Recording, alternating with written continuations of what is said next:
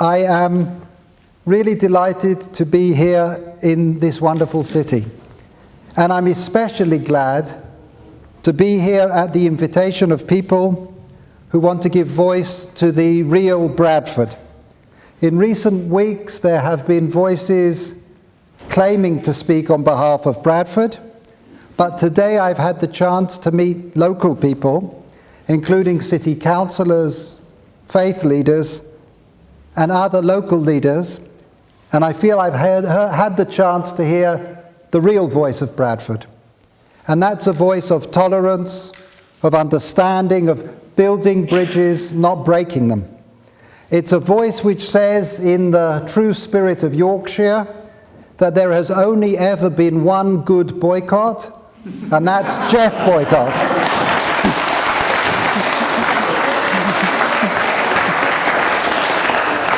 You know, the real Bradford has a great deal to teach the world.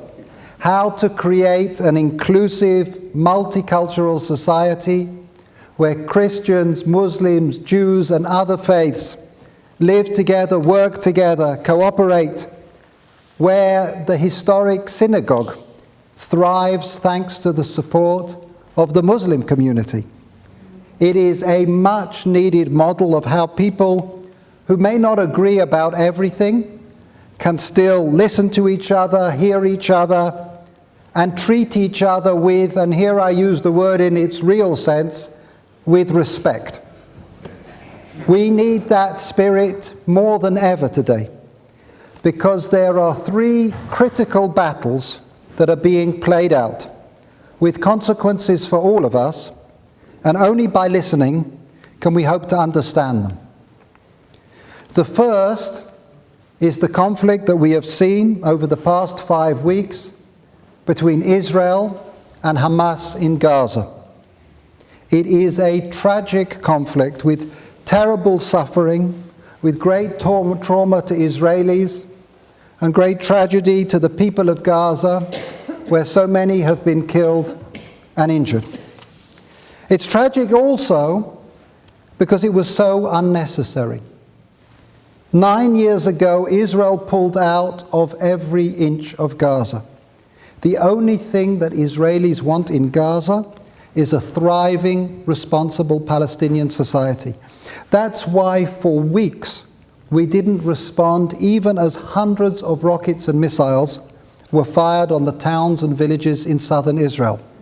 It's why Israel accepted every one of the 8 ceasefires that were proposed, even while Hamas rejected or violated every one. It's heartbreaking to realize that if only Hamas had accepted the Egyptian humanitarian ceasefire proposal, which was supported by the Arab League and the United Nations, when it was made over a month ago, when Israel didn't just accept it, but unilaterally implemented it in the face of incoming missiles, if Hamas had only accepted that proposal, not this week, but then, how many lives, Palestinian and Israeli, would have been saved? But the rockets continued unabated, reaching further and further into Israel, till we had a situation that today 75% of Israelis, over 5 million people, are within reach of those rockets, have to live their lives within reach of bomb shelters. And alongside the missile attacks, we uncovered a massive network of underground attack tunnels built by Hamas over the past 7 years, stretching up to a mile under Israeli territory, for the sole purpose of murdering and kidnapping Israelis. So we had no choice but to respond. You know, in Israel we disagree about many things. Some might say we disagree about most things. But on this, there was no disagreement. The entire spectrum of our politics realized that we had to do this because we knew what this is about. It's not about settlements. We pulled out every single settler, over 8,000 people, from the Gaza Strip. It's not about blockades.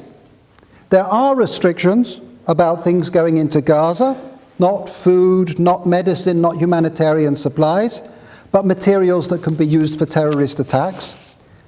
But we need to remember there was no blockade when Israel pulled out of Gaza. These restrictions aren't the cause of Hamas attacks, they're the result. And it's not about whether there will be a Palestinian state. Let's be clear, it is about whether there can be a Jewish state, whether there is room for the state of Israel in all of the Middle East. Hamas is convinced that there isn't. It could not be clearer in its charter. It writes, Israel will exist and continue to exist until Islam will obliterate it, just as it obliterated others before it. This latest burst of violence is another round in a war waged against the existence of the State of Israel. For years, that war was fought in 1948, in 1967, in 1973 by states using armies. But then those states realized that they could hide behind terrorist groups like Hezbollah and Hamas. And just as Iran hides behind Hamas, Hamas hides behind the civilians that it claims to be fighting for. You know, when the Greek Orthodox Archbishop of Gaza describes how his church has been used as a launching pad for rocket attacks against Israel, when the head of the United Nations in Gaza admits that UN schools have repeatedly been used to hide rockets and weapons, it is hard to grasp how anyone could do this. But in the sick calculus of Hamas, this is a win-win scenario. Either they will be left alone to perpetrate their attacks, or they will reap a macabre PR advantage from civilian casualties. It's a horrendous strategy, and there is no simple response.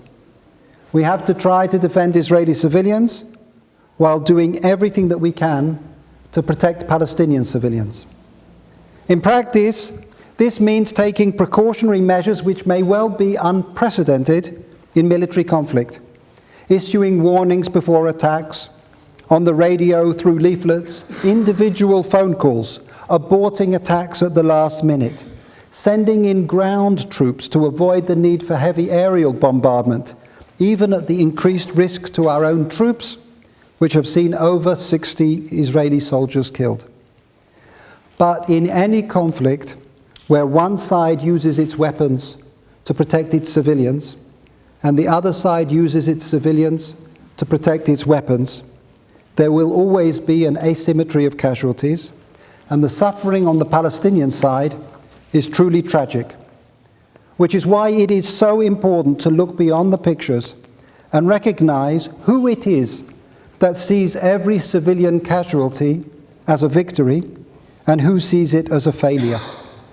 To see now, as the conflict is hopefully drawing to a close, the vast moral gulf between Hamas, which is being instructed by the mullahs in Iran and its funders in Qatar to investigate why it didn't succeed in killing more Israelis, and Israel, which is conducting painstaking investigations into its operations to see whether there are ways that more Palestinian lives could have been saved. This is the first battle. And it's a critical battle not just for Israel, but for every country confronting terrorism. Terrorist groups around the world are watching Gaza.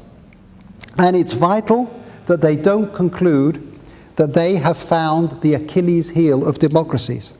That if only they set up shop inside a school or a kindergarten or a hospital, then they can kill with impunity. But what we've been witnessing this past month is not just a conflict between Israel and Gaza. It's also a battle within Gaza over the future of Palestinian society. When Israel withdrew from Gaza in 2005, we hoped that it would flourish, with agriculture blooming in the greenhouses that we left behind, with tourists flocking to its beaches. That's the future that we want for the people of Gaza. That's the future that Hamas has stolen from them. Every time that Hamas takes cement and building materials that could have built houses, daycare centers, factories, in order to build attack tunnels to infiltrate Israel, it steals that future. Every time that Hamas orders people to martyr themselves for its sake, sends civilians onto the roofs of terrorist headquarters in order to shield them from attack, it robs them of their future. When it stops Palestinians from reaching the field hospital that Israel set up at the northern border of Gaza, when it blocks the entry of 3,000 units of blood and other medicines, it is not just waging war against Israel, it is waging war against the future of the Palestinian people. And that is why it is so shocking that a member of the British Parliament, the representative for Bradford East, could say, the big question is, if I lived in Gaza, would I fire a rocket? Probably yes. It's a horrible insult to Israelis, more than 1,000 of whom have been killed in Palestinian terrorist attacks. But more than that, it is an insult to the very people that David Ward pretends to care about. Isn't it an insult to the Palestinians of Shajia, who demonstrated against the terrorists who had taken their area hostage and were summarily executed? Probably yes.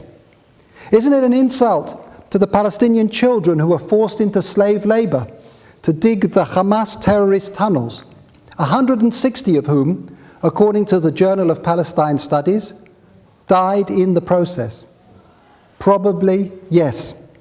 Isn't it an insult to every Palestinian parent who tries to raise their kids to believe in the sanctity of life, to reject violence, to reject the Hamas leaders who say, we desire death as you desire life? Probably, in fact, definitely, yes.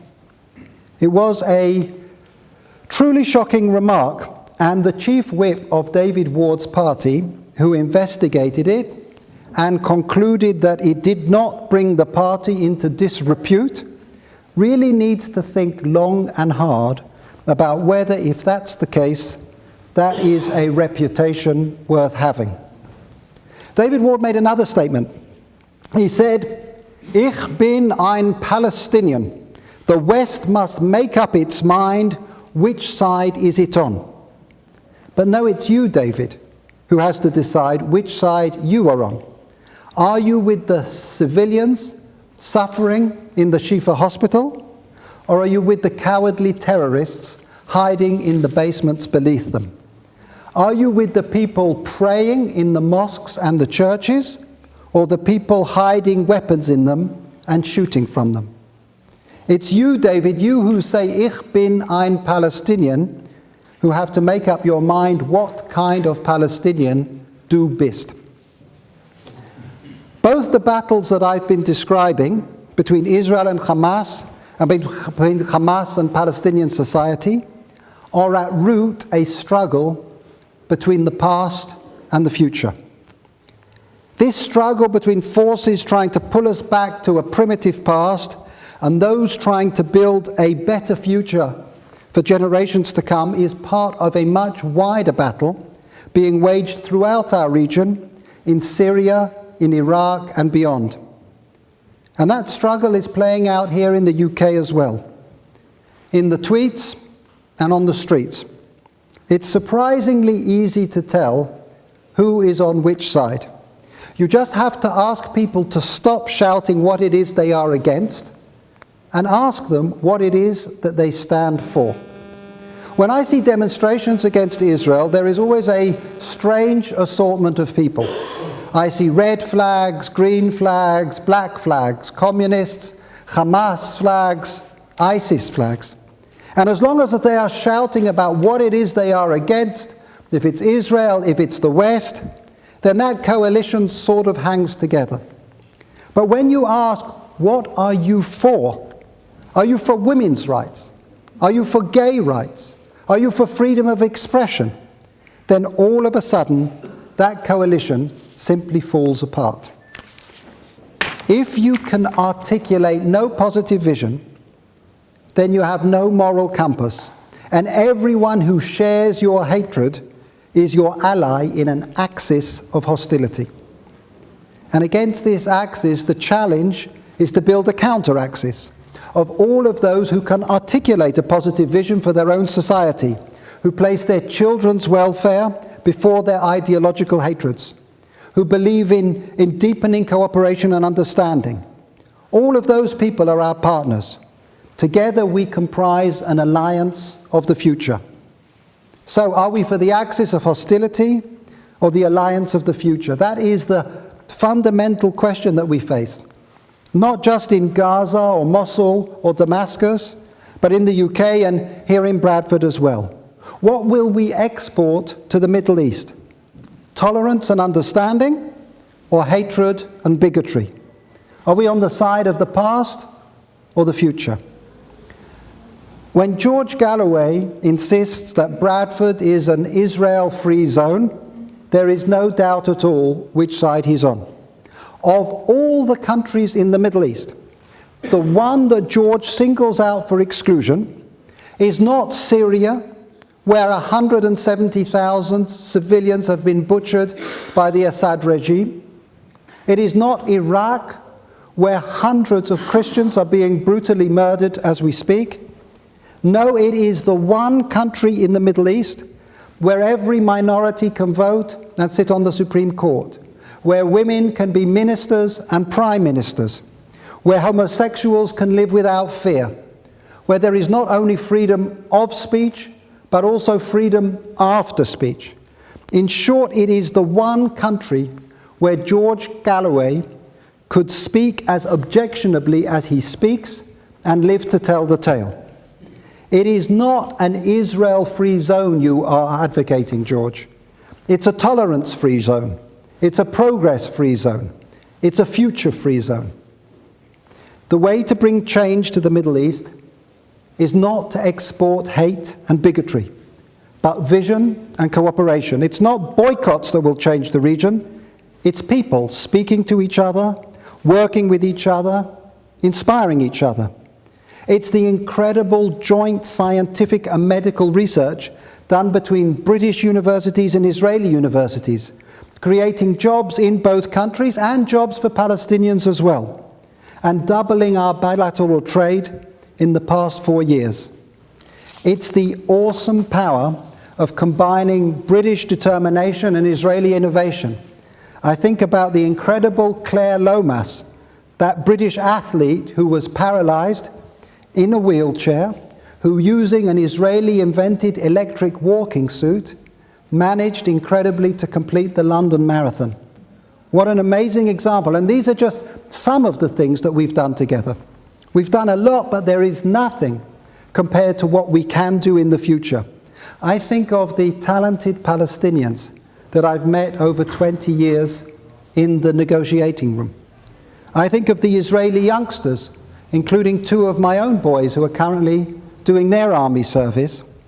And the potential is amazing. It is people, not political grandstanding, that will bring about the change. One day, please God, one day soon, peace will come to our troubled region. And on that day, all of us will have to ask ourselves a question. The question will not be, what did you do in the war? It will be, what did you do for the peace? Did you add to the sum of hatred or to the sum of understanding? Did you capitalize on the conflict for political gain, or did you contribute something of value to give hope to the people of the region? Did you build boycotts or bridges? Did you pull people into a dark and primitive past, or did you help them envision a better future? When that day comes, I pray that we will be able to look ourselves in the face, to look our children in the face, and to say with conviction, yes, I helped make it happen. Thank you.